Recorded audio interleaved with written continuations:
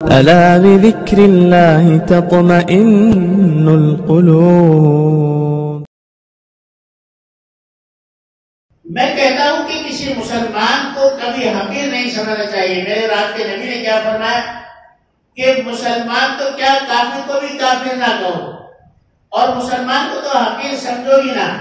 ہمارے یہاں ابھی گزشتہ برسوں میں ایک بہت بڑے سائنٹسٹ گزرے ہیں جن کو APJ عبدالکلام کہا جاتا تھا۔ عبدالکلام صاحب بعد میں راشٹرپتی بنے۔ اللہ نے ان کو پورے ہندوستان کے لیے مبارک ثابت کر دیا۔ کیسے؟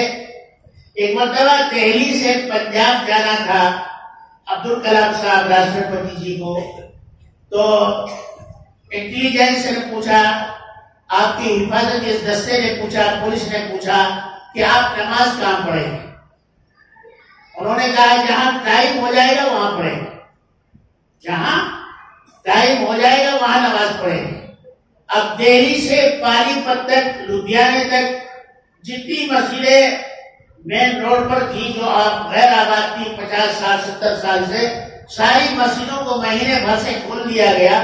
ان میں وضو خانے بنائے گئے، پیشاب خانے بنائے گئے، مسجدوں کو صاف کیا گیا۔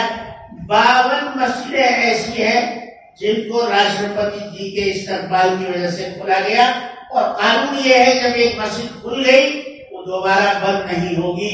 چنانچہ عبدالکلام صاحب نے نماز کہاں پڑھی یہ تو پتہ نہیں لگ سکا، لیکن ان کی برکتوں سے 52 مسجدیں کھل گئی۔ آج بھی الحمدللہ ان میں نماز ہو رہی ہے۔